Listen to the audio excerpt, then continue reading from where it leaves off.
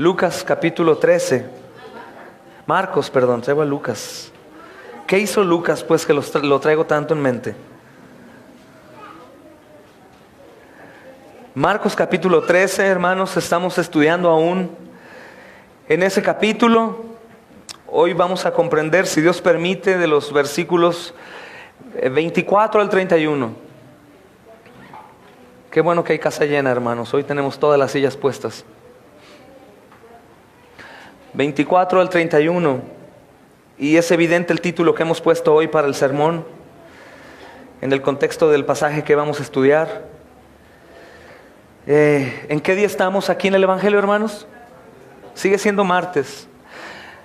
Apenas terminaremos la próxima semana, si Dios permite, el capítulo 13. Y vamos al día miércoles. La pasión, hermanos, comienza a ponerse cada vez más fuerte. Color púrpura. Desgraciadamente, hermanos, nosotros no comprendemos esto de la Semana Santa, si le podemos llamar así, pero es algo tremendo. Recordando siempre que Jesús es hombre, aquí es hombre, hermanos, y también Dios. Él no usó su divinidad y su deidad para salir de este apuro y sentirse mejor. Y esto es bueno porque cuando nosotros estamos pasando por tribulaciones o pruebas, necesidades que no tenemos, hermanos, nosotros debemos recordar que el experto en quebranto es Jesús. El experto en quebranto, experto en toda clase de sufrimientos, hermanos, y que es el mejor amigo nuestro en estos casos. No es que le platique yo mi situación, a ver si me comprende. O que yo le diga, tú eres soberano y tú lo sabes todo. Sí lo es. Pero más allá de eso, Él comprende tu situación, porque Él es experto en tu quebrantamiento. ¿A quién podríamos ir o con quién podríamos estar seguros? ¿De quién podríamos ser mejor acompañados que de Él? ¿Quién podría ser mi consejero, mi ayudador, mi auxilio, mi fortaleza, mi roca? ¿Quién sino el Señor? ¿Y sabes qué es lo mejor? Que la palabra aclara que aún mi esposa puede quedarme mal. Mi esposo, tu padre, tu madre, tus hijos, tus amigos podrían abandonarte. La misma palabra estamos estudiando que aún el padre entregará muerte a su hijo, la esposa, el esposo, los hijos. Pero Jesús no, hermanos. Jesús va a estar sosteniéndonos de una manera sobrenatural y fiel, día tras día, momento a momento, porque Él es fiel, hermanos. Porque Él cumple a su fidelidad. Cuando decimos que Él es fiel, no quiere decir, como decían los chicos en el catecismo, tengo un coche nuevo, es que Dios es muy fiel. Hermanos, cuando decimos que Dios es fiel, es porque Él es absolutamente fiel a todas sus promesas y que no va a fallar ni una de ellas, tanto las buenas como las malas. Ninguna. Y eso nos debe de llevar a temblar cuando estamos siendo rebeldes e insensatos, pero nos debe de llevar a gozarnos cuando nosotros estamos aún pecadores, pero en pos de Él.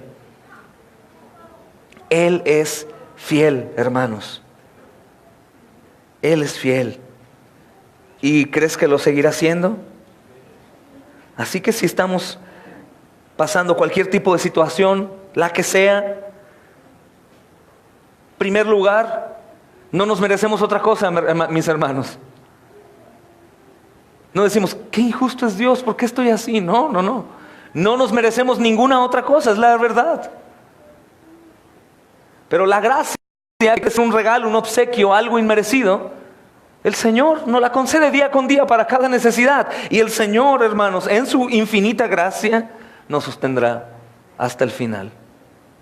De tal manera que aún las personas no puedan entender por qué algunos de entre nosotros pueden estar de pie en medio de dificultades. Y los que han probado de su fidelidad a sus promesas podríamos decir, es que el Señor es mi ayudador.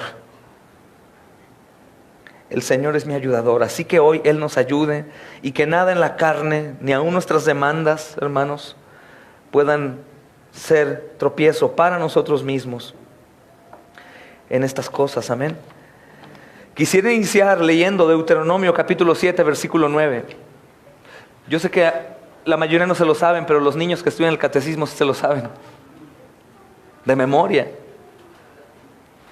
hermanos. Y hoy les dije que los iba a poner de pie para que lo dijeran de memoria, pero no los voy a poner de pie. Testigo es Dios. Y dice Deuteronomio capítulo 7, versículo 9. Dice que Él es siempre devoto a sí mismo. La pregunta es del catecismo, ¿qué significa que Dios es fiel? Que Él es siempre devoto a sí mismo y a su palabra, y que ninguna de sus promesas puede fallar. Es la respuesta. ¿Y en base a qué versículo? El versículo de Deuteronomio 7:9 dice: conoce pues que Jehová tu Dios es Dios fiel, que guarda el pacto y la misericordia a los que le aman y guardan sus mandamientos hasta 1000 generaciones. O sea que las promesas, hermanos, que Dios da para nosotros, las que son en su contexto, porque no todas las promesas, hermanos, son siempre para nosotros.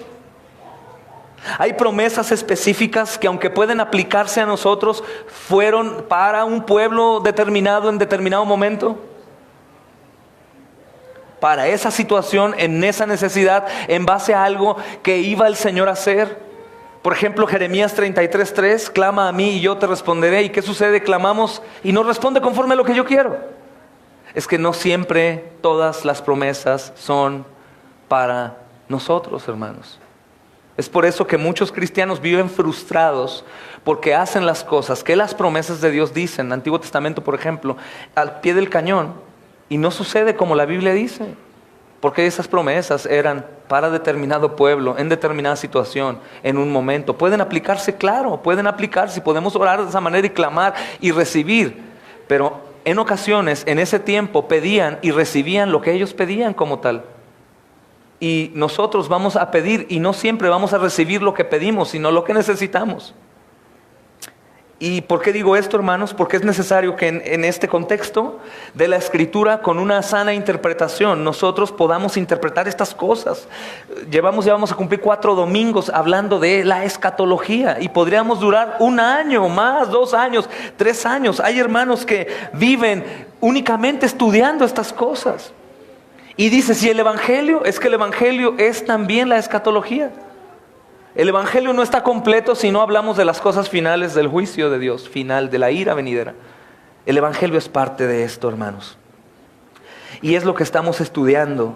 Y lo que quiero decirte con la fidelidad de Dios, así como en la angustia que hoy puede estar sosteniendo a alguno de ustedes o a mí, asimismo en sus promesas en cuanto a las cosas finales. Va a suceder. No hay, hermanos, a ver si sucede. Esto que vamos a estudiar va a suceder. Y no sabemos cuándo vaya a suceder. Tenemos señales antes del fin, pero no sabemos cuándo va a suceder. Lo que sí sabemos es que va a suceder. Va a suceder, hermanos. Leamos un poco el contexto a partir, hermanos, de el versículo 21. Dice, entonces, si alguno os dijere, mirad, aquí está el Cristo, o mirad, allí está, no le creas. Porque se van a levantar falsos cristos y falsos profetas. Es la segunda vez que Marcos dice esto, de falsos cristos, falsos profetas, y harán señales y prodigios para engañar, si fuese posible, aún a los escogidos. Mas vosotros, te dice a ti, iglesia, mas ustedes miren lo que les he dicho antes. Miren, os lo he dicho antes. Dice el versículo 24, pero en aquellos días, después de aquella tribulación, el sol se oscurecerá y la luna no dará su resplandor, Y las estrellas caerán del cielo y las potencias que están en los cielos serán conmovidas.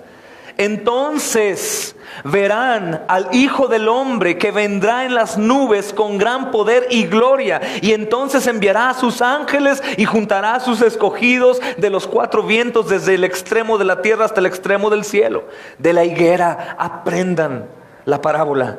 Cuando ya su rama está tierna y brotan las hojas, sabéis que el verano está cerca. Así también vosotros, cuando veáis que suceden estas cosas, conoced, está cerca, a las puertas, el Señor, hermanos. De cierto os digo que no pasará esta generación hasta que todo esto acontezca. El cielo y la tierra pasarán, pero mis palabras no pasarán. Amén. El cielo y la tierra pasarán, pero mis palabras no pasarán, hermanos. ¿Le creemos al Señor? ¿Qué señales habrá, hermanos? El Señor está advirtiendo que sucederán cosas terribles. Da una advertencia en el versículo 15 y dice: el que esté en la azotea no descienda de la casa ni entre para tomar algo de su casa, y el que esté en el campo no vuelva atrás a tomar su capa. Mas hay de las que estén embarazadas y de las que críen en aquellos días, que tengan bebés, ay de ellos, porque será esto tan horrible que van a sufrir. Oren pues, que su oída no sea en invierno, porque aquellos días serán de tribulación, cual nunca ha habido desde el principio de la creación que Dios creó hasta este tiempo, ni la habrá. Hermanos, el Señor está mezclando la destrucción de Jerusalén con los tiempos finales. Y el Señor sigue mostrando en ejemplos, por parábolas, cómo es que está haciendo las cosas, desde que endurece o pone una división entre Él y el pueblo religioso judío. Hablando del ejemplo de la parábola, fue seca, ellos son secos. Habla del templo destruido y lo destruye, pero también a la vez habla de toda la creación. Está hablando que no quedará rastro del templo, del lugar en donde se daba alabanza, adoración, oración, sacrificios, holocausto, pero a la vez está hablando de la tierra completa, que no quedará nada de esto. Por eso dice: los cielos y la tierra pasarán, todo terminará, pero mi palabra no. Es necesario que esto lo interpretemos a la luz de la Escritura, con una interpretación sana, hermanos, porque de lo contrario caeremos en cualquiera de las dos posturas que antes platicamos. La postura fanática, maníaca, de que todo el tiempo están hablando de esto, hermanos, pero con temor, con terror. Corran, huyan, escóndanse. Y la otra postura que decimos: mejor no me digas nada. No me digas nada, está bien así. ¿Para qué? ¿Para qué quiero escuchar si a fin de cuentas va a pasar y ya, que pase? Esa postura de evadir esta doctrina de la escatología, el estudio de las cosas finales, lo único que hace es que mi evangelio sea incompleto. Porque el evangelio incluye escatología, cosas finales, las últimas cosas, el fin del mundo, como toda la creación. Tu evangelismo, tu evangelio tiene que incluir escatología. Cuando nosotros divorciamos la escatología, el estudio de las últimas cosas con el evangelio, nuestro evangelio es incompleto. No tenemos que rehusar, sino tenemos que interpretar la luz de la Escritura. ¿Qué vamos a interpretar? Lo que está revelado a nosotros. ¿Y qué no vamos a interpretar? Lo que no está revelado a nosotros. Sencillamente, y ya nos quedamos ahí. ¿Por qué no vamos a interpretar todo si toda la Escritura es inspirada por Dios y es útil para enseñar? Sí, hermanos, pero Dios no quiere que todos lo sepamos. Dios va a revelar muchas cosas al final. El problema de una mala interpretación, hermanos, es lo que ha ocasionado que haya divisiones, aún en la forma de la tierra, por ejemplo. Todo ojo lo verá, y dicen: ¿cómo lo va a ver todo el ojo si la tierra es redonda? Entonces tiene que ser plana para que todos lo vean. Pero es que no está hablando que en realidad la persona de Jesús va a ser vista al mismo tiempo en todas las personas del mundo. Porque aunque la tierra fuera plana, hermanos, los que estén en el extremo, pues no alcanzarían a verlo, mis amados. Estamos hablando de un Jesús encarnado, De un Jesús que en el mismo evangelio dice, ni aún el Hijo sabe el día. Pero espérame, ¿qué Jesús no es omnisciente? ¿Qué Jesús no conoce todo? ¿Por qué Él dijo que no sabía el día? ¿Por qué creen, hermanos? ¿Porque abandonó sus atributos de Dios? No, sino que está hablando como hombre. Ni aun yo, el hombre con carne, mortal, quien murió en la cruz no es Dios, hermanos. Quien murió en la cruz es el Hijo encarnado en un cuerpo real. Por eso insistimos, hermanos, que Jesús tuvo dolores de estómago, tuvo a lo mejor alguna callosidad en su pie por caminar las largas distancias, tuvo a lo mejor una gripa, una tos, un catarro. Hermanos, llegó a palmearse el brazo cuando un mosco le picó. Por eso es que el Señor Jesucristo, hermanos, dice en el mismo evangelio que estudiaremos a continuación, ni aún el Hijo sabe. Yo pensé que Jesús era Dios. Sí, hermanos, pero es que Él está hablando como hombre, como su sacrificio como hombre. Jesús, hombre, muere en la cruz. El encarnado Hijo de Dios, la segunda persona de la Trinidad, se convierte en hombre y como hombre cumple todo el propósito que tenía Dios para salvar, hermanos. Es fabuloso porque cuando nosotros, como decíamos hace un rato, estamos pasando por tinieblas o por dificultades, de inmediato debemos de voltear a ver a Jesús y decir, perdóname, Señor, qué basura hay en mi mente, cómo me estoy quejando, cómo estoy, Señor, sintiéndome que estoy recibiendo injusticia, cuando tú, el perfecto Hijo de Dios, el santo, bueno, hermoso, espléndido, maravilloso, sufrió injustamente. No ha habido ninguna muerte en la tierra que sea injusta, ni aun homicidio, hermanos. No ha habido nada injusto para el hombre, todo lo merecemos. La única muerte injusta y vida injusta fue la de Jesús. ¿Te va mal? No mereces que te vaya bien. ¿Te va bien? Tampoco mereces que te vaya bien. ¿Estamos padeciendo, sufriendo? Sí, hermanos. Estamos padeciendo y sufriendo. ¿Por qué? Porque es que el mundo es malo. Primeramente es porque Dios maldijo al mundo, hermanos. Y cuando yo recuerdo que Dios maldijo al mundo y entiendo que el mundo está de cabeza porque Dios lo maldijo, y después reacciono y digo, y Jesús se encarna y viene a un mundo ¿cómo? Maldito. Jesús, el eterno, perfecto, santo, bueno, justo, espléndido, viene a una tierra maldita. Por lo tanto, toda la consecuencia de la maldad también es sobre Jesús. Alguien me decía unos días atrás, bueno, pero es que Jesús descansó 30 años y 3 ya los trabajó. No. El simple hecho de que el Señor Jesucristo haya venido a esta tierra es un acto de humillación y de trabajo extremo desde el inicio hasta el fin, desde que nace a través de una mujer que no tenía el dinero ni las condiciones sanitarias ni cómodas para que el Rey de Reyes naciera. Desde ese momento está trabajando, está sufriendo en un mundo pervertido y Él yendo en contra de la perversión y la maldición del Padre. Es como meterte a un pantano y no mancharte. Es imposible, pero para Jesús no. Hombre perfecto, con un propósito, hermanos, impresionante. Por amor a ti, por obediencia al Padre, primeramente, siempre que te pregunten ¿por qué Dios envía a su Hijo? Para su propia gloria. Esa es la respuesta que tienes que dar. Para su propia gloria. Aunque hubiera venido a salvar un solo hombre, para su propia gloria. Y eso hubiera sido suficiente. Pero a Él le plació amar a muchos y salvar a muchos. Así que cuando haya padecimiento y sufrimiento y necesidades, dale gloria a Dios.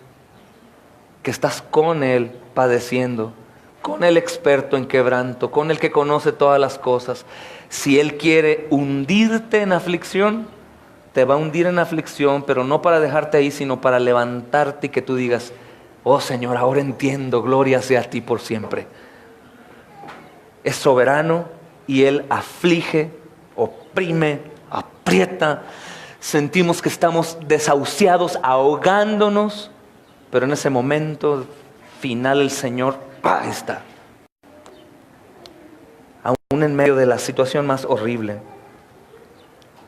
Aún en medio de lo peor. La escatología, hermanos, es algo que Dios promete. La salvación vino al mundo, entró al mundo, se cumplió, murió, resucitó, pero la culminación, la consumación completa aún no es dada. ¿En qué parte estará? ¿Cuántos años? ¿Cuántos días? ¿Qué es falta? Nada, solo que venga. Pero yo no sé cuándo, ni cómo, ni a qué hora, pero sé que vendrá. Y la Escritura nos está diciendo que antes de su venida una serie de acontecimientos sucederán. Esta serie de acontecimientos darán testimonio de que Él viene. Son acontecimientos tan exactos que cuando los veamos diremos, ahora sí el Señor puede llegar en un minuto, o podría ser en un año, no sé cuánto quiere extender el sufrimiento, pero esto es cosa de Dios. Esto es cosa de Dios. ¿Qué señal habrá entonces, hermanos, cuando esté por suceder la destrucción total? El Señor nos enseña para que podamos más o menos medir esto con Jerusalén. La misma señal que el Señor está dando para la destrucción de Jerusalén es la misma señal que da para el fin del mundo. ¿Les dijo cuándo sucedería que el templo quedaría derribado, no piedra sobre piedra? No. De hecho, entendemos que pasaron como 40 años, hermanos. Imagínate esperar y todavía no, pues sí se ve el dolor, sufrimiento, pero estamos en bonanza. Tenemos comida, el gobierno romano aún nos quiere. Se empieza a poner cada vez peor. Entra Calígula. Suceden cosas tremendas ahí en el Imperio Romano, homicidios, muertes, incesto, fornicación, y entra un hombre, hermanos, hecho para destruir, Nerón. Él, afanado por la construcción, quema Roma, hermanos, muere mucha gente, y como la gente duda de él, porque era un loco desquiciadísimo, que él mismo participa en el homicidio de su propia madre, aún de su padrastro, de su tío. Él, hermanos, culpa a los cristianos. Culpa. Y podemos llevarlo en perfección. Va a venir tribulación como nunca antes había habido. Es decir, primeramente, el decirle a un judío que el templo iba a ser destruido era el fin del mundo, hermanos. Era el fin del mundo. Es lo que pensaron en un ejemplo más pequeño en las Torres Gemelas. La gente que estaba dentro de las torres o la gente que estaba fuera de las torres viendo las nubes espesas de humo, yo te aseguro que pensaron que era el fin del mundo. Se oscureció el sol, todo nublado, gritos, sangre, pedazos, hermanos, de cuerpo humano en todos los lugares, gente cayendo. Esto es el fin del mundo. Lo mismo los judíos pensaban en cuanto al templo. Si el templo se destruye, no hay comunión ya con Dios, la presencia de Dios ya no está, es el fin del mundo. Y realmente la persecución fue espantosa como nunca antes. Nerón, hermanos, se encargó de humillar a los cristianos de una manera que no tienes idea. Pero ¿qué fue lo que sostenía a los cristianos? Que los cristianos recordaban las palabras de Jesús y se gozaban. Y temían, pero estaban juntos, perseveraban, se ayudaban, continuaban enviando personas a predicar el evangelio, a ir a visitar a los encarcelados. Al apóstol Pablo recibía visitas, Lucas estaba con él, otros hermanos por mientras estaban en oración, cuidando en medio de una tribulación tan espantosa, que la misma luz que en los callejones, que eran unos constructores impresionantes los romanos, tenían calles, hermanos, calles perfectas con banquetones, y tenían luz en la noche. Pero las antorchas eran mismos cristianos puestos como lámpara. Imagínate, los cristianos caminando en la noche con temor, y a tu hermano puesto como una antorcha viva, quemándose en petróleo, hermanos, o en la sustancia que ellos usaran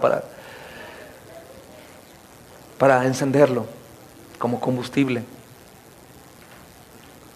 La realidad que esa tribulación, ese tiempo que pasaron, jamás se había visto. Y los cristianos, hermanos, no se preguntaban, ¿y por qué, Dios, si estoy contigo, estoy pasando esto? No, ellos, ¿sabes qué deseaban? ¿Cuándo vas a venir? ¿Cuándo vas a regresar, Jesús? Estamos pasando una gran tribulación. Mis amados hermanos, tu tribulación y la mía es un chicle en nuestras bocas. La tribulación de la que el Señor habló a los suyos, a sus discípulos, era una tribulación como nunca antes se había visto ninguna. Pero ¿qué es lo que sucede? Algo hermoso, hermanos, que ellos estaban corriendo la voz en esas generaciones de 40 años, a sus hijos, a los hijos de sus hijos y a todos los creyentes. El Señor Jesucristo dijo que habría señales, que pasarían estas cosas, que esto iba a ocurrir, que era necesario, que no quedaría piedra sobre piedra, que todo iba a ser derribado. El Señor nos enseñó que los judíos quedaron huérfanos, sin comunicación con Dios, hermanos. Esto es importante que lo sepan, porque algunos de ustedes creo que aún creen que los judíos tienen a Dios, a tu Dios.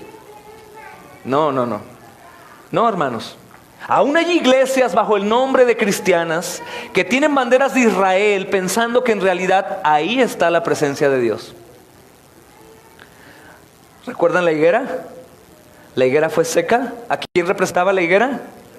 Israel religioso. El Señor se fue de ahí. El Señor del templo fue al templo, fue expulsado del templo, se fue, el Señor destruyó, no hay. Los que no vinieron el domingo, el muro de los lamentos, hermanos, es un muro en donde se lamentan los judíos el no tener un templo para adorar a Dios. Ellos creen, como el católico romano u otros luz del mundo, que Dios se hace manifiesto en el templo y que el lugar es santo. De hecho, en las sectas, que no puedo llamarles religiones a ninguna sana más que el cristianismo, pero les llamo sectas mejor. Las sectas, hermanos, por ejemplo, hay algunas que no pueden tocar el púlpito, algunas que no pueden darle la espalda a este lugar, algunas que le llaman a eso altar, diciendo que aquí es donde Dios se manifiesta. Entonces llaman a los creyentes para que se arrodillen aquí, con el pastor aquí enfrente. Algunos que piensan que la presencia de Dios está en ciertos lugares, o que dicen, voy a ir al templo para ser bendecido, porque voy al templo y, ay, me siento bien. No, hermanos, Dios no habita ¿en qué? ¿Saben? Templos hechos por manos de hombre. Ah, entonces Dios no está aquí. No, Dios está aquí, porque somos piedras vivas, templo del Espíritu Santo. Pero si nos vamos enfrente ahí al llano con las ovejas, Dios está con nosotros ahí. Si vamos a la cárcel, 2 de nosotros, Dios está con nosotros ahí. Si estamos sufriendo, hermanos, tribulación y vamos a ser asesinados en el Coliseo romano como nuestros hermanos, Dios está con nosotros ahí. El velo rasgado, la presencia de Dios ya no está únicamente en un lugar para ciertos tipos de personas, el sumo sacerdote y aquellos que eran puros, que llegaban y entraban. Ahora la presencia de Dios está disponible para todos los hijos suyos, por Cristo y solo en Cristo Jesús. Eso quiere decir que no existe otro ser humano que no sea cristiano que pueda tener comunicación santa con Dios. Eso lo estudiamos los miércoles, los que vienen. No existe. Porque el decir que sí es decir que Jesús no es necesario para llegar a Dios. Nadie podría llegar al Padre si no es por el Hijo. Y si el Hijo lo tienen manipulada, la persona del Hijo lo tienen abajo del trono, lo tienen como perdedor, lo tienen crucificado, lo tienen como un hombre sabio, un profeta grande o algo. No es que no es. Ese no es hijo. Recuerda que ese hijo sí existe, pero en tu mente. Y ese hijo no me lleva a Jesús. El hijo que está por debajo de María, por debajo de un profeta, por debajo de un apóstol, de los que hoy hay, está bien, pero ese no es el Hijo de Dios. El Hijo de Dios es el eterno, el todopoderoso, el Rey de reyes, Señor de señores. Y nadie llega al Padre a menos de que sea por ese original. Es el porqué de que aseguro que nadie puede llegar al Todopoderoso a menos de que sea a través de Jesús. Si quieres imaginártelo mejor, Imagina a Cristo tirado, puesto como un puente para que tú pases sobre él. Y el que diga, oh, qué tremendo. Eso me da miedo decirlo. No, hermanos, el Señor Jesucristo fue humillado a lo más bajo para que nosotros pudiéramos llegar a la presencia del Padre. Hasta lo sumo, humillado hasta lo sumo.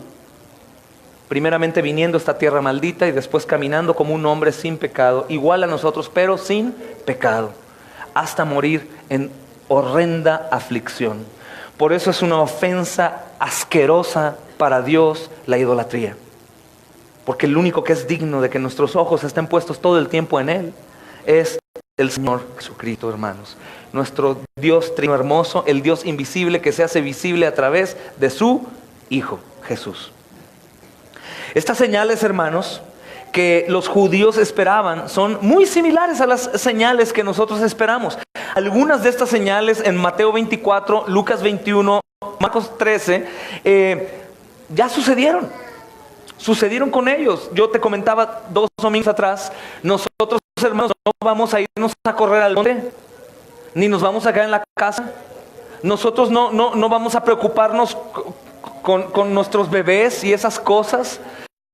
Dice estos textos hablando acerca de la destrucción de Jerusalén, sino que Dios está haciendo una advertencia a través de Jesús de aquellos que ignoren la advertencia que está dando el Señor de la destrucción de Jerusalén. No únicamente fue el templo, sino fue todo Jerusalén, hermanos, y todos los judíos que estaban ahí también fueron aniquilados, severamente violentados, hermanos, de una manera impresionante. Ríos de sangre, gritos de dolor y angustia horrible, hermanos. Los cristianos vieron eso y eso no los llevó a estar atormentados, sino que al ver el cumplimiento de la profecía los llenó de gozo, los llenó de esperanza. Hermanos, el que Jerusalén fuera destruido para un judío equivalía al fin del mundo. Por eso ellos se lamentan. Algunos se golpean en el muro. Están pidiendo, Dios, danos un templo. Señor, danos un templo. Estos malditos nos han quitado nuestro templo. Destruye a nuestros enemigos. Pero los malditos fueron ellos. Ellos cayeron en la postura del inmundo, del pagano. Así quedarán, no, hermanos. Dios dice que va a tener un remanente de mismo pueblo religioso, perdonado por gracia, no por ley como ellos piensan. Porque el judío se lamenta porque no hay una comunión con Dios. Pero el problema del judío religioso no es el templo. El problema es Jesús. Y ellos no están clamando, danos a Jesús para que lleguemos a ti. Ellos dicen, danos el templo. No han entendido que el templo al que se refirió Jesús, este templo va a ser construido, destruido y construido en 3 días. Hablaba de Él. Él, hermanos, el tabernáculo. Nuestro Señor, hermanos. Entonces, esas señales que ellos esperaban son las señales, hermanos, que nosotros también debemos de ver. La señal del gran juicio de Dios sobre el mundo impío antes de la venida. Señales tras señales, cosas que van a estar sucediendo, que han estado sucediendo a lo largo de la historia, hermanos. Catástrofes naturales, persecución de la iglesia de Dios. Pero dice el Señor en la palabra, hermanos, que estas calamidades son solo el principio de dolores, como el dolor de parto explicábamos, y que el dolor de parto se intensifica y también estas cosas se van a intensificar. Entonces, quiero decirte algo que sí te pone a temer. Si tú me preguntas, a ver, pastor, ¿estás diciendo entonces que las cosas que estamos viviendo van a ir de mal en peor? Sí, van a ir de mal en peor, hermanos. Cada vez van a intensificarse peor. Pero entonces vamos a saber cuándo el Señor va a llegar, el día, la hora. No, hermanos. Van a continuar, se van a intensificar, la maldad se multiplica, el amor se enfría, pero no son cosas nuevas. Si te das cuenta y vemos la historia, estas cosas han pasado desde hace mucho tiempo. Se intensifican por el volumen de gente, por la maldad multiplicada. Hermanos, eso sí nos damos cuenta, jamás habíamos vivido lo que estamos viviendo acerca de las familias igualitarias y la adopción de niños por homosexuales y esas cosas. Países que están pensando en que la pedofilia no es mala, que es una enfermedad, pero puede tratarse permitiéndola. Eso no lo veíamos, hermanos. Yo platicaba que para que un homosexual pudiera estar dentro de un baño público de algún club o algo así, era imposible. Lo sacaban a golpes porque era algo deplorable. La misma ley en el corazón de los incrédulos sabía que era malo. Pero la ley se ha estado corrompiendo, la gente ha estado haciendo lo malo. Pastores que enseñan que lo bueno es malo y lo malo es bueno. Ese tipo de cosas, hermanos, es profético. Son cosas que están cumpliéndose y únicamente los ciegos o los que no conocen la Escritura lo ignoran. ¿Quieres tener un ejemplo mejor? Aquellos que no dan fruto, aquellos que no permanecen velando, orando, clamando, asistiendo, permaneciendo unidos, son aquellos que ignoran. Por eso te decía yo, muchos pastores tenemos un gran poder de saber cómo está tu vida cristiana sin que tú confieses tu pecado. ¿Sabes cómo? La palabra nos dice cómo estás con el Señor. ¿Cómo? Por tus frutos. Por tus frutos. Y eso es buenísimo porque nosotros los pastores que tenemos que velar por las almas, podemos velar sin tenernos que meter a tu vida siempre y preguntarte qué es lo que tienes. Sino que los mismos frutos manifiestan que hay incredulidad. Pongamos, hermanos, el ejemplo de los judíos incrédulos. ¿Escucharon la advertencia? Los cristianos la reciben. Los cristianos eran considerados como judíos. Aunque los romanos y algunos otros pueblos paganos los veían como seguidores de Jesús, ellos los identificaban como judíos. Como judíos, no es como ahora identificamos al cristiano del testigo de Jehová. No. Todo hombre religioso que tuviera un solo Dios, identificaban con los judíos. Pero los judíos no cristianos no recibieron, hermanos, la advertencia. ¿Y qué sucedió? Fueron aniquilados. Pero los cristianos, ¿qué crees? Recibieron la advertencia y fueron librados. Te decía que teólogos o historiadores se preguntan por qué, si eran considerados judíos, por qué casi cristianos no murieron en esa desolación abrumadora. Porque hicieron caso. Por eso digo, hermanos, nosotros como creyentes también nos damos cuenta quién está caminando el cristianismo y quién no, por los frutos. Si estás haciendo caso a las advertencias o no. Si nosotros sabemos que todas estas señales han aparecido, hermanos, nosotros podríamos decir espiritualmente hablando que Nerón ya apareció, porque están quemando humanos vivos. Los crucifican, los lapidan, padres entregan a sus hijos, hijos a padres, hermanos, esposos, familias se rompen, son quebradas por Jesús. Y puede ser que nosotros estemos ignorando las señales. ¿Y qué quiere decir ignorar la señal? Que esté cómodo en mi vida, como si Él no existiera, como si esto no fuera verdad. Pero si tenemos conciencia de esta verdad, hermanos, ¿qué pensamos al respecto? ¿Qué hacemos? ¿Qué actitud asumimos ante las señales claras que nos están anunciando la venida gloriosa de Jesús? ¿Qué nos detendría? ¿Qué podríamos dejar de hacer de lo que Él manda y demanda? Porque es el Rey, el Señor. ¿Cómo podremos seguir negociando? Conocí a alguien que estaba pasando por una gran aflicción y el mundo podría decir, bueno, tómate un tiempo, no trabajes. Pero Cristo dice, no ceses de hacer la obra. No ceses de hablar de mí. ¿Por qué? Porque ciertamente vengo en breve. Y no sabes cuándo, hermano. La misma escritura de un ejemplo fabuloso. ¿Qué pasa si tu papá sabes que unos ladrones van a ir a robar a tu casa, pero no sabes cuándo? Velas. Estás atento, estás despierto, asomándote por las ventanas, checando gente sospechosa. Ves gente en tu puerta parada y les preguntas, ¿qué haces aquí? ¿Quién eres? No te conozco. Estás velando porque hay una advertencia. Hermanos, nosotros estamos advertidos. El Señor viene pronto. Y nuestro temor no es como dice aquel hombre que piensa que la salvación es por obras. Pórtate bien porque si no te vas al infierno. No. Nuestro temor es que en realidad mi familia sea alcanzada por el Señor. Que los vecinos escuchen el nombre de Jesús. Que mi Dios cuando llegue esté preparado, listo para recibirlo. Podrías decir, pero es que soy salvo, ¿ya qué? Si tú piensas eso, es que tu corazón sigue entenebrecido. Hay muchos ejemplos que te podría dar. La Biblia da a las vírgenes o los siervos. El Señor no está, sigo haciendo lo mío, al cabo no me ve. Eso manifiesta una falta de amor y de obediencia al Señor, del siervo. Cristianos que hacen lo que quieren, hermanos, manifiestan dos cosas.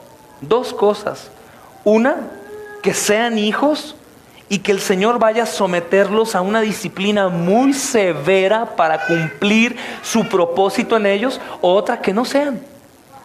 Entonces, ¿cuál es la advertencia?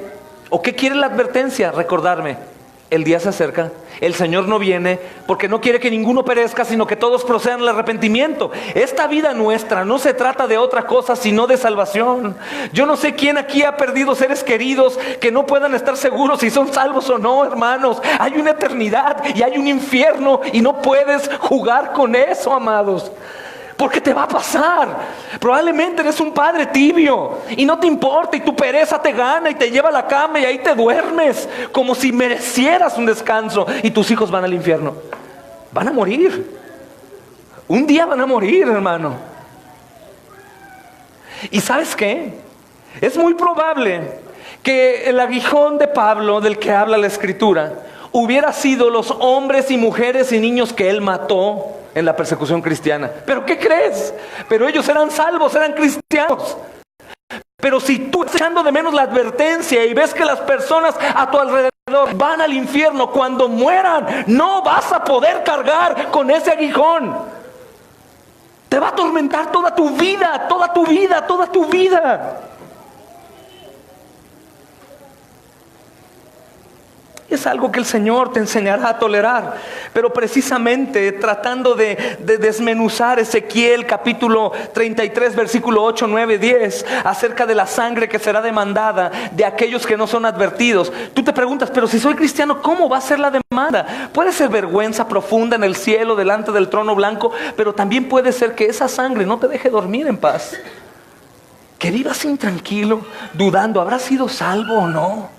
¿Habrá invertido el tiempo suficiente? ¿Habrá creído? ¿Habrá confesado que en realidad la sangre de Jesús cubrió sus pecados? Va a pasar, hermano. No aprendamos de los errores. Es horrible vivir bajo esa condición. Bueno, ya me pasó, ahora voy a hacer. No, hermanos, esto es una realidad. Los incrédulos fueron completamente atormentados de una manera atroz.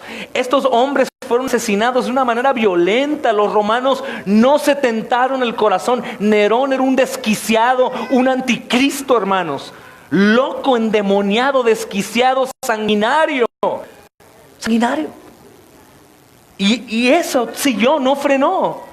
Con el motín del templo, la menora y algunas otras cosas que habían en el templo, se ayudó a construir el Coliseo Romano. ¿Y para qué era el Coliseo Romano?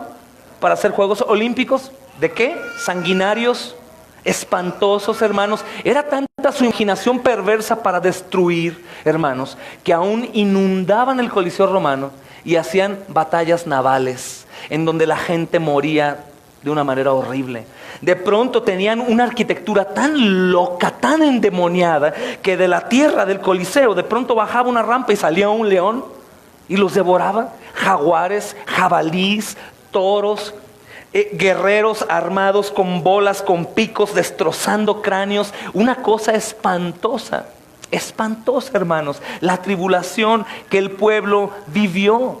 Muchos cristianos no ignoraron el llamado del Señor, porque Él dijo que esa abominación desoladora vendría, pero ya no pararía.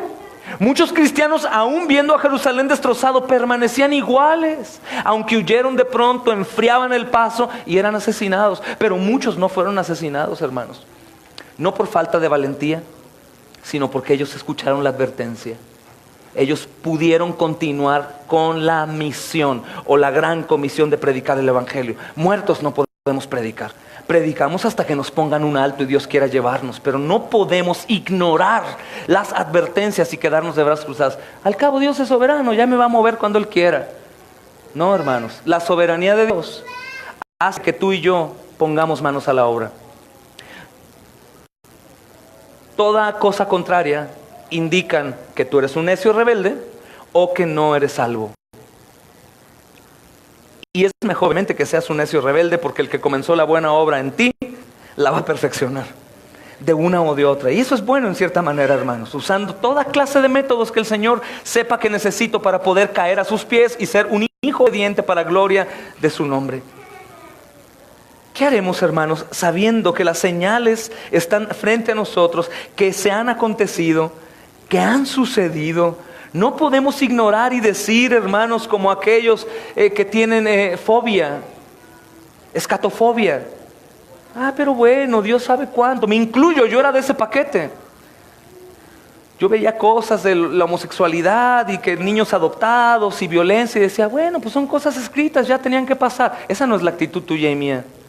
La actitud tuya y mía como cristianos es estar alertas, orar por ellos, predicarle a ellos, poner manos a la obra. Somos embajadores, somos colaboradores. No hay otro pueblo sobre la tierra, hermanos, que tenga tanto poder en sus manos, en su boca, para traer libertad a los cautivos. No una libertad temporal, sino una libertad eterna.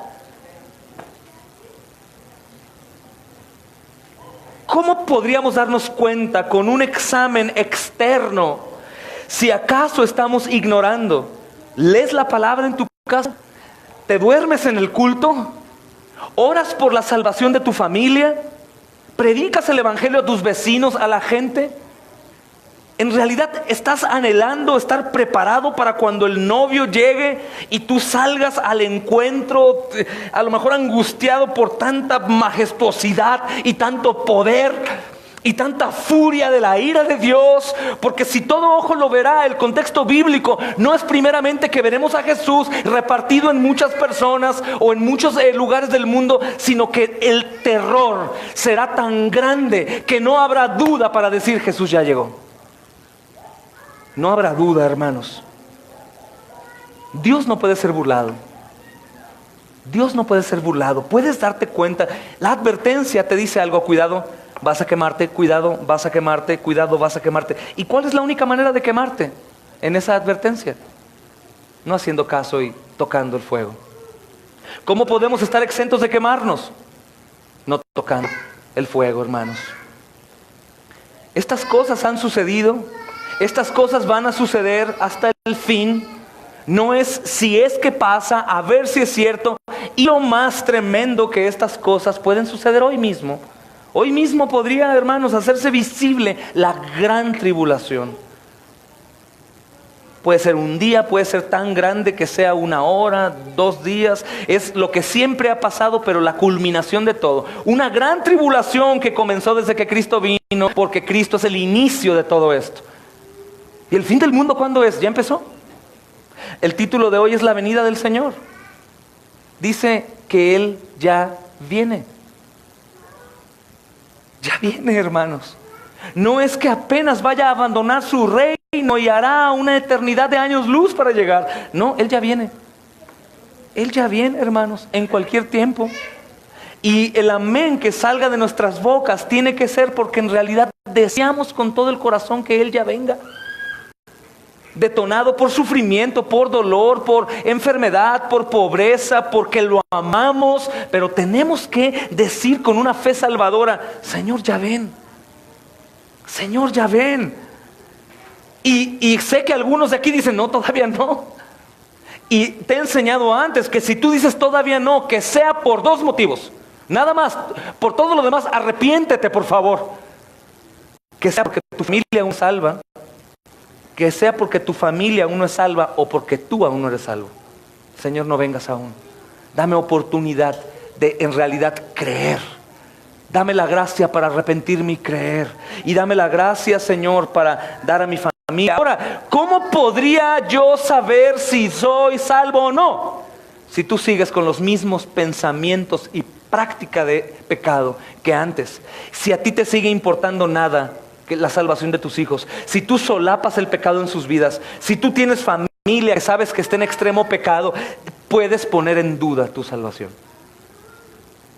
¿Qué haré? No te preocupes, no es por obras, es solo por creer. Es solo por creer. Cuando te encuentras desvalido, no, entonces yo no soy salvo, yo no hago nada, yo no hago esto, yo en realidad, yo pienso que no soy. No te preocupes, tú has sido salvado. Me refiero cuando no haces, cuando no te importa.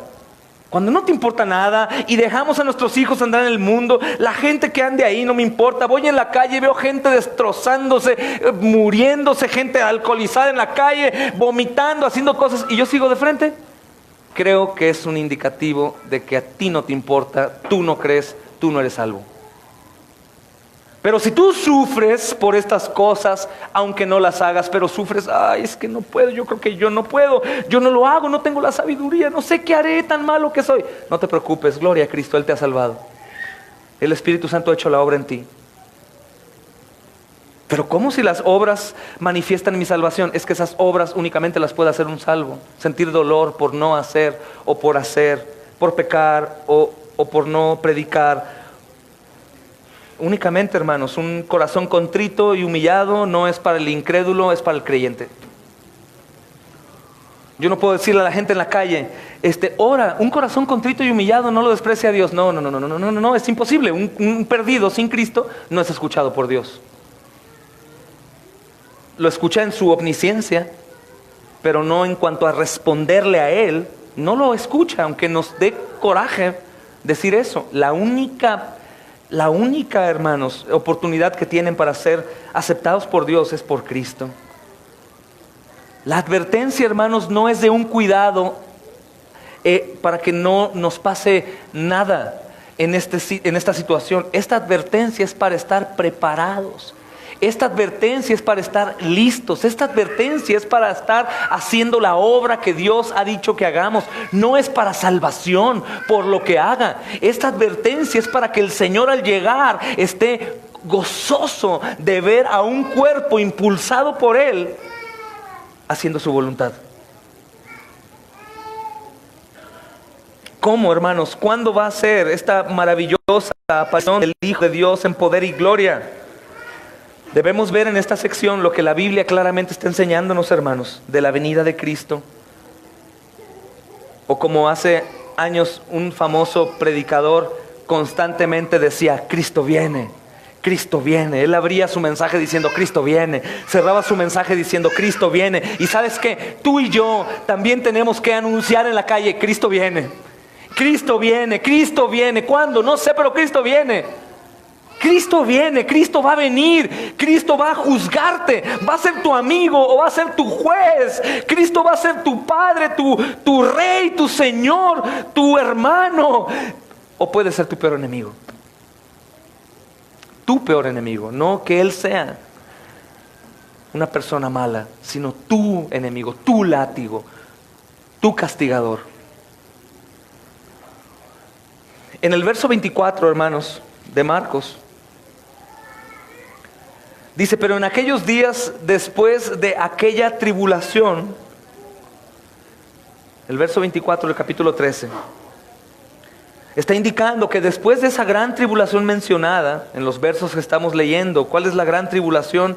Pues si tú puedes leer a partir del versículo 5, nadie les engañe, van a venir muchos en mi nombre diciendo yo soy el Cristo, y cuando oigan de guerras, y empieza a describir. Empieza en el versículo 12, el hermano entregará la muerte al hermano, el padre al hijo, y se levantarán los hijos contra los padres y los matarán y serán aborrecidos. Es espantoso, hermanos. Esa tribulación ya fue, es una gran tribulación.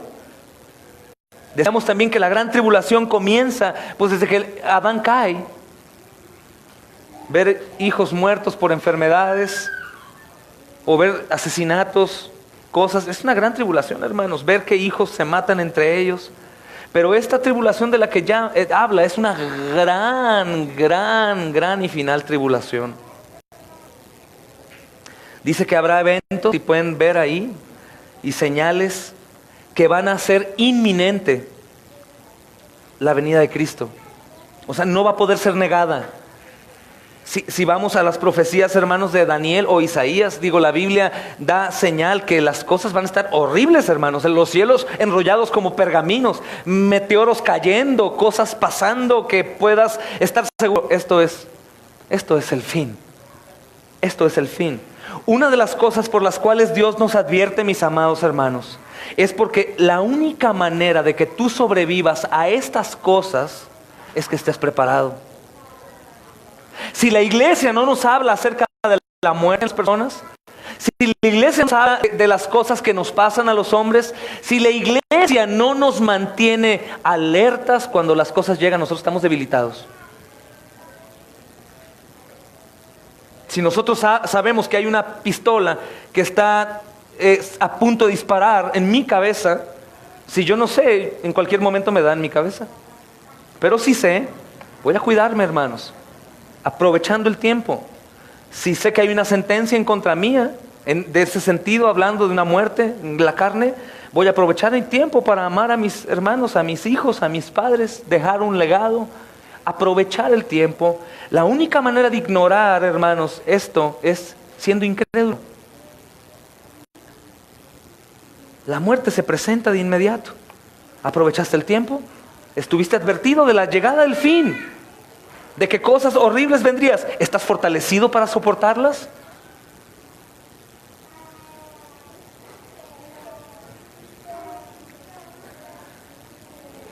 En este texto, hermanos, el versículo 24, dice que aquellos días serán los días de la ira de Dios. Aquellos días serán los días de la ira de Dios, hermanos. Los profetas del Antiguo Testamento, por ejemplo, anunciaban cómo el día del Señor o el tiempo del juicio divino era sobre toda la humanidad. La humanidad que no injustamente recibe esa retribución, sino que le dio la espalda a Dios, que dejó a su lado la palabra y que aborreció al Señor y al pueblo de su pacto, será castigada. Hermanos, no es que la gente jamás tuvo la Biblia o jamás tuvo la instrucción de Dios, no.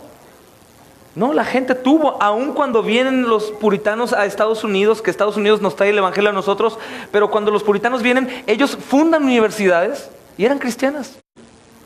Los lemas eran cristianos, de hecho tenían oficina del Señor, religiosa, por así decirlo. Ahora lo cambiaron por psicología, departamento de psiquiatría. La palabra la cerraron y la prohibieron y la metieron al cajón. No es algo, hermanos, que sea porque Dios ha querido que pase. Es algo que ellos mismos han ocasionado, han querido, se han apartado de la palabra de Dios. Ahora le llaman a lo malo bueno y a lo bueno malo. El mismo hombre lo ha ocasionado. La represa de la ira de Dios está a punto de romperse. Y es algo inimaginable. Hay personas que están turbadas por los temblores. Hay personas que están turbadas por la erupción de los volcanes últimamente. O personas que están turbadas por la muerte de un ser querido. Hermanos, esto que acontecerá no será absolutamente comparable con estas pequeñas cosas. Eventos que señalan que en realidad el Señor está a punto de castigar y dar la retribución a cada uno de los hombres por sus obras. Como el profeta Isaías, hermanos, prometió que sucedería con Babilonia y anunció de antemano lo que sucedería con todas las naciones. En Isaías capítulo 13, versículo 9 al 11. Si quieren, acompáñenme solo para que lo tengan en cuenta. Isaías capítulo 13, versículo 9 al 11. Dice: he aquí el día de Jehová viene, terrible, y de indignación y de ardor de ira, para convertir la tierra en soledad y raer de ella a sus pecadores. Por lo cual las estrellas de los cielos y los luceros no darán su luz, y el sol se oscurecerá al nacer, y la luna no dará su resplandor. Y castigaré al mundo por su maldad y a los impíos por su iniquidad, y haré que cese la arrogancia de los soberbios y abatiré la altivez y de los fuertes. Haré más precioso que el oro fino al varón y más que el oro de Ofir al hombre. Hermanos, será el tiempo cuando la maldad de los hombres haya colmado la ira de Dios. Será el tiempo, hermanos, cuando la maldad de los hombres haya colmado la copa de la ira de Dios. ¿Cuál será el problema? ¿Que esa copa no se derramó sobre Jesús? Sí, la bebió hasta el fondo. Pero esa copa es en la participación de su sacrificio, es decir, aquellos que no recibieron la sangre preciosa de Jesucristo para que sus pecados fueran lavados, recibirán la ira que Cristo recibió. Por supuesto que eso a ti, a mí creyente, nos debe de llevar a tener temblor y temor y terror y horror y lo peor por esas almas perdidas. Si nos preguntamos por qué predicamos tanto el evangelio en tantos lugares a tantas personas y por qué este hombre no descansa de hablarle a toda la gente de Cristo, porque ese hombre ha entendido qué sucede si el Señor ya viene y esos hombres no han creído en Él. Entonces, hermanos, va a ser derramada en un tiempo que no conocemos. Hoy mismo podría ser. Así como fue derramado sobre Sodoma y Gomorra, Génesis 18, no iré ahí, léanlo. Así será, hermanos, la perdición de los hombres impíos. Segunda de Pedro capítulo 3 versículo 7 da un ejemplo de esto. Hermanos, si los niños están distrayéndoles mucho, yo te pregunto, ¿es más importante el Señor o los niños? Si quieres, deja que los mamás se encarguen de los niños y ustedes, hermanos, no ignoren, estamos hablando precisamente de eso. Yo sé que son hermosos, pero sería bueno que les hicieras el mismo caso cuando no estamos en el culto. Por tu bien, no por mí, por tu bien y por el Señor que es digno. Segunda de Pedro capítulo 3 versículo 7, hermanos. Dice, pero los cielos y la tierra que existen ahora están reservados por la misma palabra, guardados, escucha bien, guardados para el fuego en el día del juicio y de la perdición de los hombres impíos. Y dice el Señor, mas oh amados, no ignoréis esto, que para con el Señor un día es como 1000 años y 1000 años como un día. No ignores, aunque digas, pero es que eso ha sido una promesa hace 2000 años. No ignores, el Señor tiene un tiempo como tú y como yo. El Señor no nos está dando un día exacto. Ese día podría ser hoy. Ese día podría ser en 10 años, en 20 años, en 30, en 50. Eso solo Dios lo sabe. No ignoren. Todo esto está reservado para que el Señor lo destruya en totalidad. En totalidad, hermanos. La hora del justo juicio de Dios. Apocalipsis 14, versículo 7. Tengo que ir, hermanos, para poder reforzar todo esto. Apocalipsis 14, versículo 7.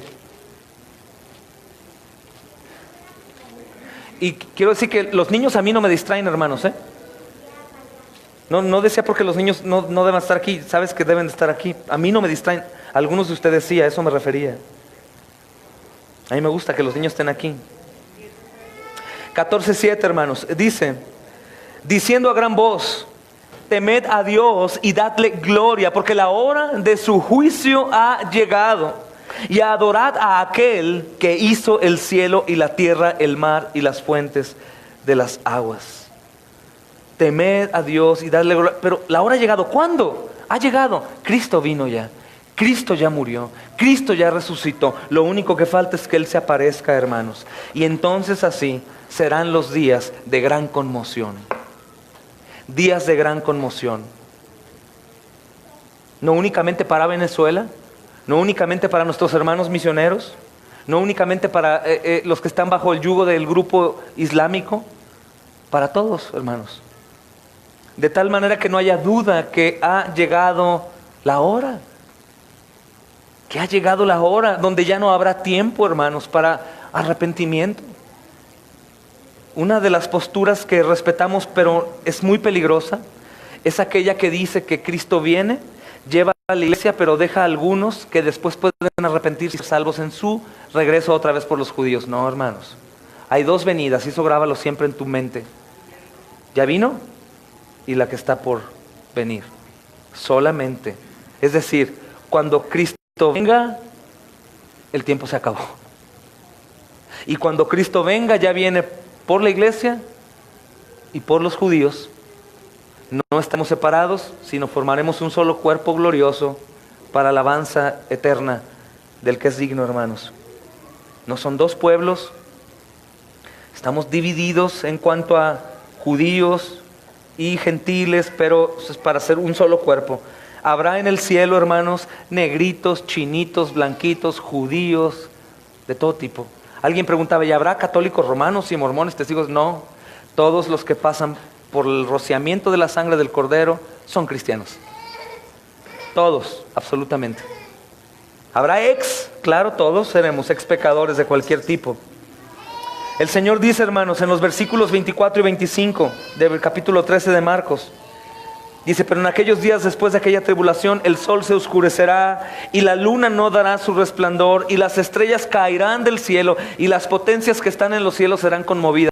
¿Te estás dando cuenta que estas cosas ya no son como las que han sucedido? Estas cosas ya están hablando de algo extremadamente diferente, ya una destrucción cósmica, cosas que están pasando, hermanos, en el cielo que hacen evidente que el Señor viene, cosas de terror. No se compara ni aún con aquellos que creen en ovnis, en extraterrestres y que dicen, no, un ovni se apareció en mi ventana y un miedo. No, hermanos, eso es nada, lámina o cualquier material que pudiera ser si es que existiera. Esto habla de la creación misma, sacudiendo la tierra. Cuando hay un temblor, hermanos, en una escala potente de varios minutos, la gente está como loca, corriendo de un lado a otro, llorando, quedan traumatizados. Conocimos a alguien hace poco tiempo en Cuernavaca que estaba en una crisis de pánico por el temblor.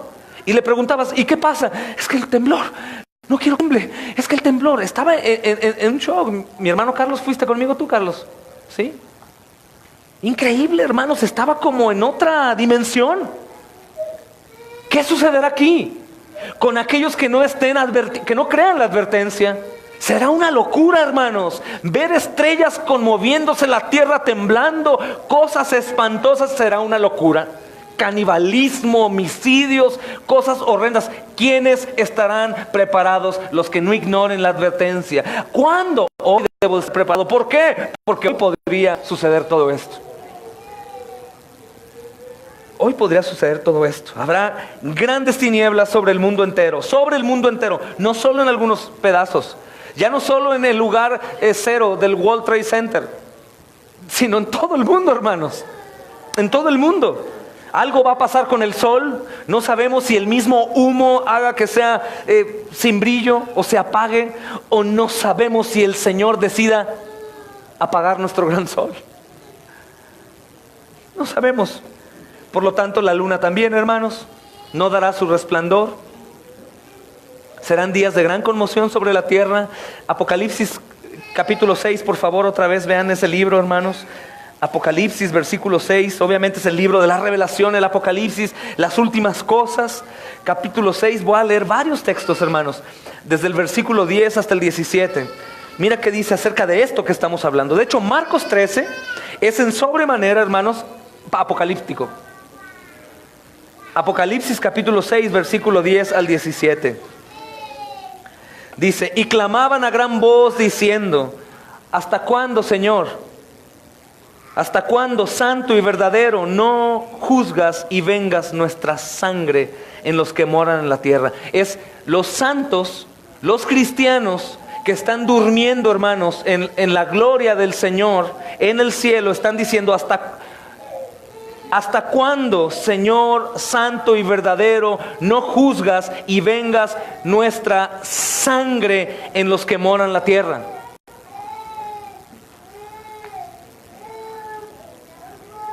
Y se les dieron vestiduras blancas y se les dijo que descansasen todavía un poco de tiempo hasta que se contemplara el número de sus consiervos y sus hermanos, que también habían de ser muertos como ellos.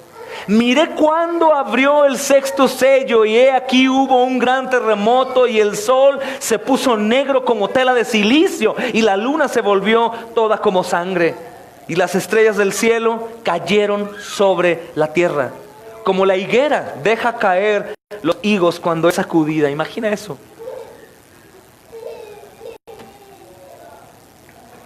Imagina una higuera moviéndose, sacudida. Eso dice, las estrellas caerán como cuando una higuera es sacudida por un fuerte viento. Y el cielo se desvaneció como un pergamino que se enrolla, y todo monte y toda isla se removió de su lugar.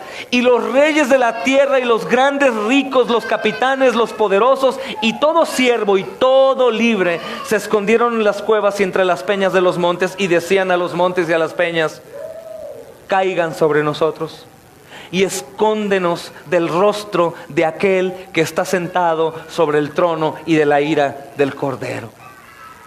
Esto derrumba por completo, hermanos, la falsa doctrina de los cristianos que están vestidos de blanco con globos y carteles de un corazón. Ven Jesús, te amamos, cantando alabanzas, bailando rap o danza, hermanos.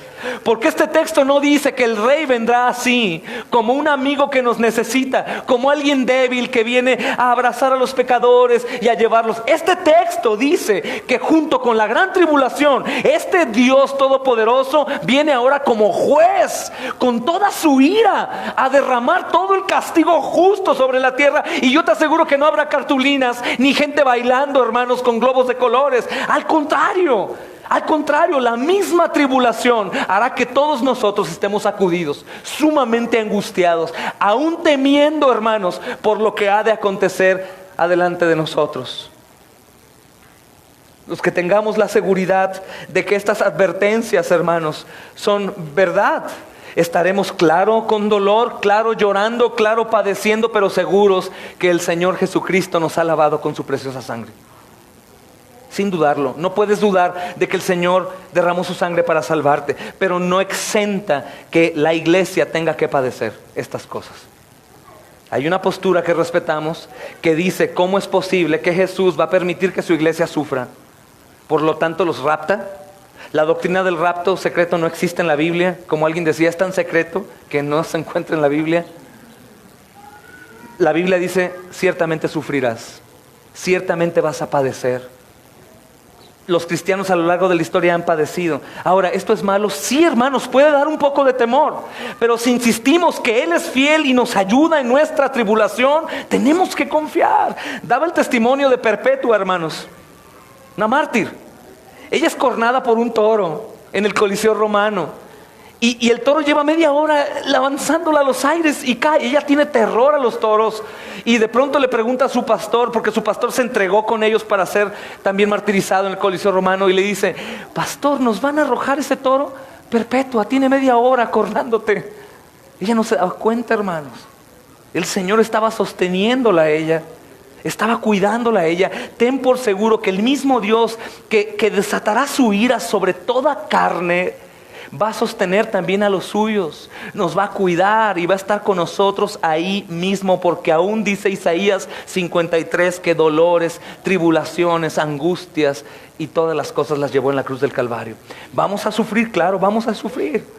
Vamos a llorar por la muerte de algunos, vamos a llorar. Vamos a pasar más cosas en esta iglesia, hermanos, y vamos a empezar a ver sillas que estaban llenas por un hermano vacías. Claro, aún este púlpito pudiera ser, pero como ya estamos advertidos y ya sabemos, continuaremos firmes en pos de nuestro Señor. Y no será por sorpresa: oye, ¿no se murió el pastor porque algo malo hizo? Porque una maldición. De seguro sí hice cosas malas, pero mis pecados y transgresiones fueron llevadas en la cruz del Calvario. Así que todas las cosas que nos pasan malas es porque tienen que pasarnos. Tienen que pasarnos, hermanos.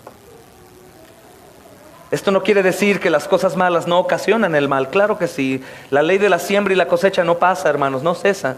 Tú siembras mal, siembras pecado, vas a cosechar corrupción y mal y muerte también.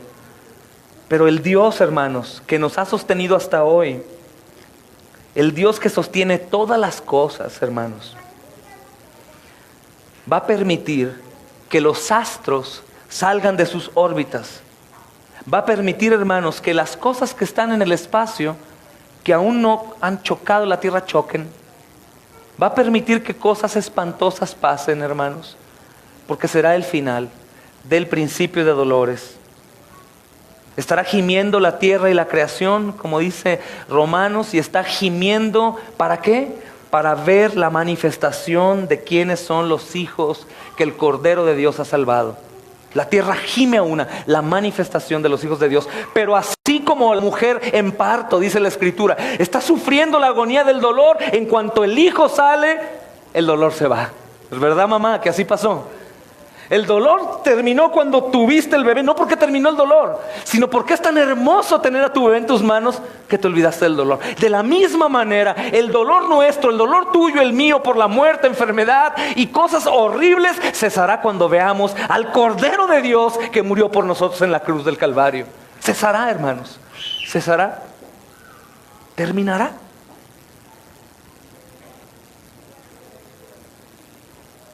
Es muy probable, hermanos, que por estas cosas no sabemos cuánto duren, como no sabemos cuándo empiecen, no haya tecnología, no haya armamentos o quien los use, no hay información, no habrá filosofías ya ahí que nos libren. Los psicólogos estarán más locos que el paciente, los psiquiatras también estarán en manicomios encerrados, cosas que de plano van a hacer turbar. Las mentiras saldrán a la luz, hermanos. Las sectas, las religiones falsas obviamente darán testimonio que son falsas, y la iglesia cristiana, como en estos tiempos de tribulación de Marcos capítulo 13, por el yugo de Roma, la iglesia cristiana también, como tú y como yo, si Dios nos permite estar congregados en un lugar, les aseguro que estaremos cantando alabanzas al Señor en medio de todos.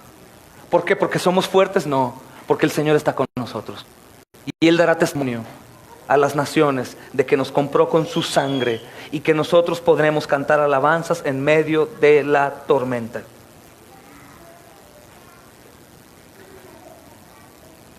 Días de gran conmoción, dice Lucas capítulo 21, versículo 26. Solo un poco más, hermanos.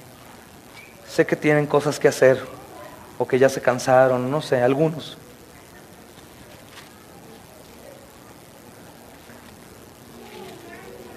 Lucas capítulo 21. Días de gran conmoción. ¿Qué quiero decir con esto, hermanos? Dice el versículo 25 y el 26.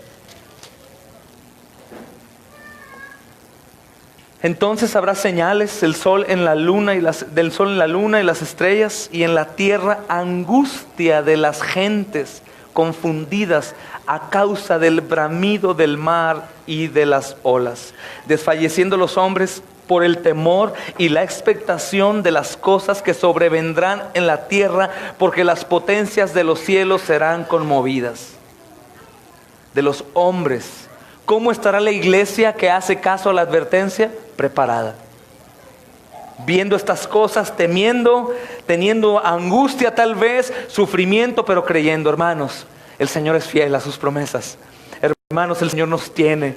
Hermanos, ya por fin, ya no habrá temor de muerte. Hermanos, ya no habrá sufrimiento, lágrimas, dolor, angustia. Ya no habrá preocupación que comeremos o qué vestiremos o cómo diremos esto o aquello. Ya, por fin el Señor ha venido.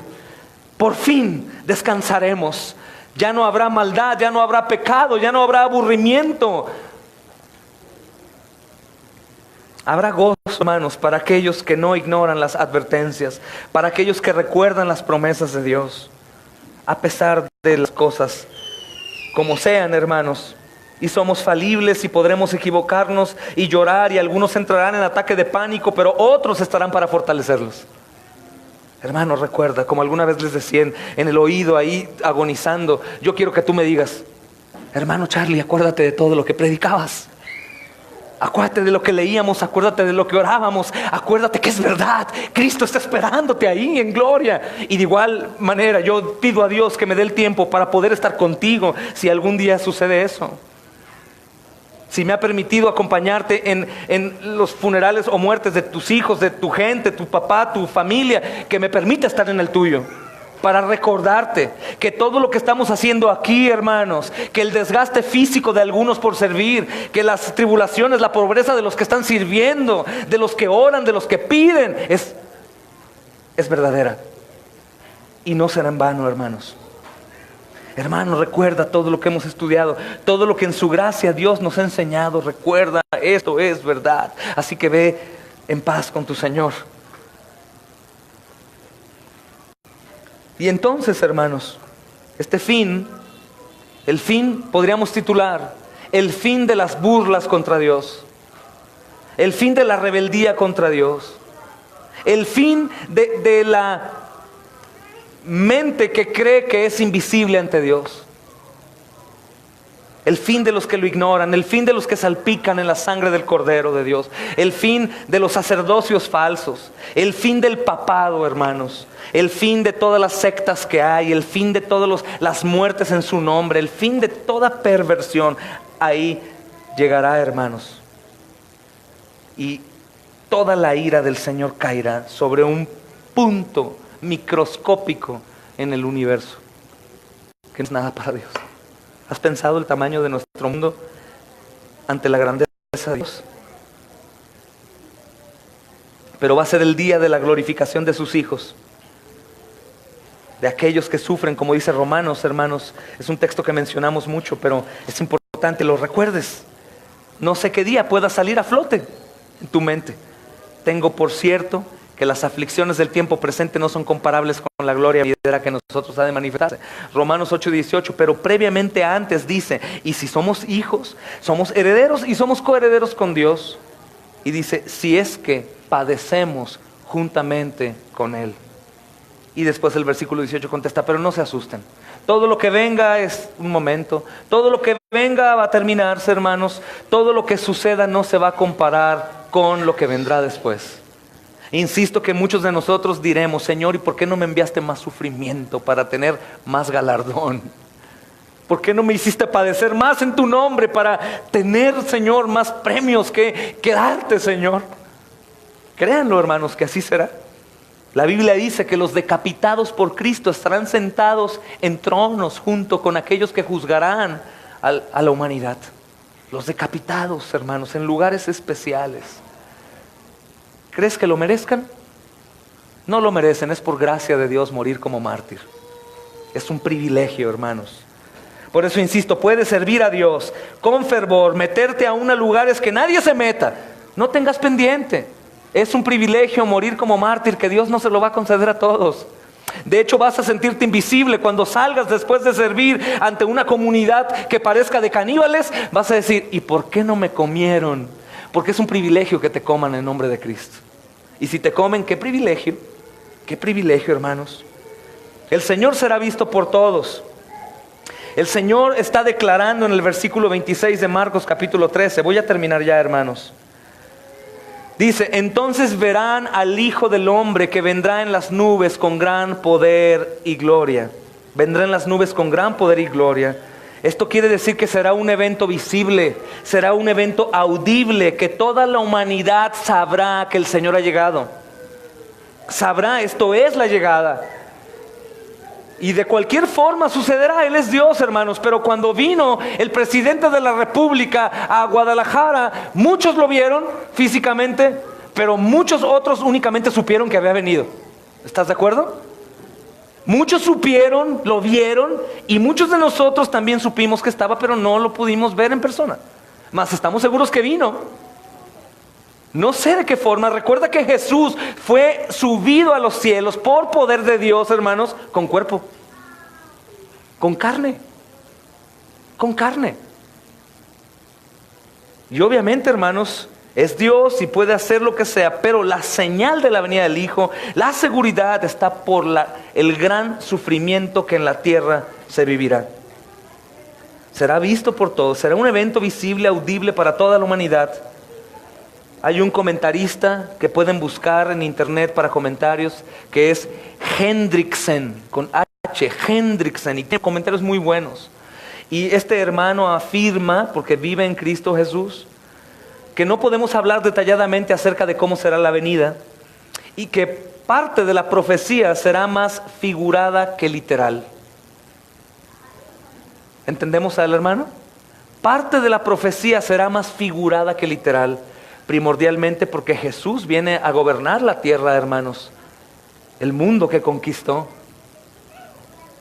Creemos que este mundo será habitado por los santos de Dios, hermanos, una vez que haya sido restaurado en totalidad, y que viviremos por la eternidad, que tendremos un cuerpo glorificado, porque el propósito de la creación era eso, hermanos. Adán falló, pero Adán tenía un cuerpo, ¿o no?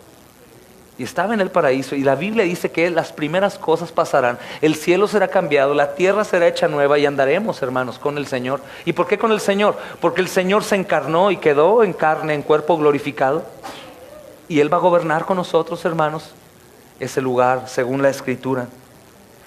Según la Escritura. Entonces, el interpretar que la venida del Hijo del Hombre es visible, Él, Jesús, trae muchos problemas. Comentaba al principio, el tierraplanista aborda la idea de la tierra plana, porque dicen que esto indica que el Señor pues va a ser visto, entonces tiene que ser visto por todos, porque si es plana. Pero ¿de qué tamaño es mi cuerpo? Si a mí me elevan a los aires, ¿me alcanzan a ver en China? Si estuviera a una distancia, pues obviamente no, hermanos, porque la distancia pierde, ¿no? Un avión tú lo ves pequeño porque está alto. Algunos otros piensan que se aparecerá en todo el mundo, pero eso rompería un poco, hermanos, lo que la Escritura enseña acerca de que Él se encarna y su cuerpo en gloria sube, como un cuerpo, ¿no? Claro que Dios es omnipotente y puede estar en todo lugar, a todo momento, escuchar y saberlo todo, porque es espíritu, pero la venida del Hijo, y el Hijo se encarnó y subió a los cielos con su cuerpo. Queremos interpretarlo bíblicamente en un contexto general, como dice Hendrickson, que es algo que tenemos que tener con cuidado. Más bien lo entendemos, hermanos, de una manera figurada, más que literal, porque si no contradecimos algunos puntos importantes de la Escritura. Sí, aunque fuera que por la tierra plana o que la tierra redonda, pues ¿cómo va a manifestarse en la tierra redonda? Al mismo tiempo, también de la misma manera es imposible de una o de otra. Entonces de manera figurada. Pero ¿cuál es lo que me asegura o qué es lo que me asegura que el Señor ha llegado? Hermanos, esa gran tribulación, esa gran sacudida, esa gran conmoción sobre toda la humanidad, hermanos. Un evento audible y visible para todos. Porque no habrá rincón en la tierra en el cual no se pueda percatar de la gloriosa venida del Señor. Todos estaremos seguros. Por eso dice, toda lengua confesará que Jesucristo es el Señor. ¿Y por qué también las rodillas se van a doblar? Hermanos, porque este día será tan tormentoso, que será como aquellos que pasan tormentas, que son incrédulos y pasan mucha tribulación o persecución o guerras, y los ves arrodillados pidiendo al Dios que nunca le pedían. De la misma manera esto acontecerá, hermanos. Habrá tanto sufrimiento y tanta conmoción que tus rodillas y las mías y las de los incrédulos se van a doblar. Y será tan segura la venida del Señor que todos van a confesar, sí era el Señor. Como sucedió con el apóstol Pablo en su conversión. De inmediato cuando Jesús le habla, ¿qué dice él? ¿Qué quieres qué? De mí, Señor. ¿Por qué lo confesó si él no creía que Jesús era el Señor? Y la palabra Señor que está usando ahí es la palabra que usa para Dios Padre. Porque a través de esa tribulación de Pablo, él confesó que Jesús era el Señor. A través de la tribulación que venga en aquellos días, la gente va a decir, sí era verdad Jesús. Sí fue verdad Jesús. Vamos a frenar ahí, hermanos, y nos quedamos pendientes para el siguiente domingo. Pero aprovechemos todo esto, hermanos, para dar gloria a Dios. Quisiera que hoy nadie quedara en su responsabilidad, por gracia de Dios. Nadie quede igual, hermanos.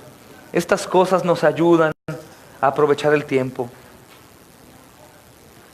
Hay un juego, hermanos, creo que es en muchos países, pero hay un tiempo, un reloj, y te dicen, entra a la tienda y toma todo lo que quieras. ¿Quién lo ha visto? En determinado tiempo. Entonces está el reloj, el cronómetro, y los hombres van corriendo, agarrando una televisión, una computadora, cosas de valor, desesperados. Nosotros, hermanos, sabemos que el día está cerca. Las mismas señales que tenemos hasta hoy nos están diciendo Jesús viene. No sabemos cuándo inicie esto, hermanos. No sabemos si sea hoy, si sea mañana. Lo que sí sabemos que hasta hoy tenemos tiempo para cambiar nuestro camino, para entrar al camino de verdad que es Jesús, para anunciar sus bondades, para decirle al pecador que Dios ha enviado a su Hijo para reconciliarlos con Dios, para orar y ser escuchados, para enseñar a nuestros hijos, hermanos rebeldes, el camino de salvación, para tener comunión, para conocernos, para amarnos, para servir, para hacer puntos, galardones que podamos entregarle al Señor.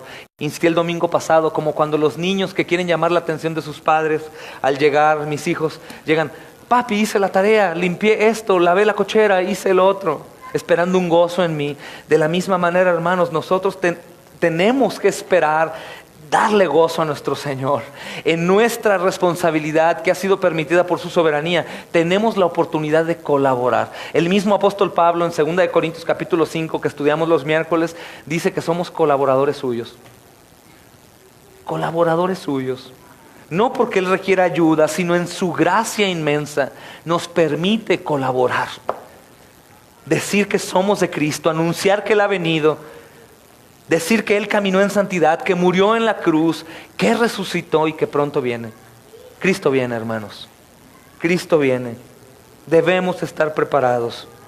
El Señor dice en su evangelio, por tanto, velad y orar. Tenemos que velar y orar.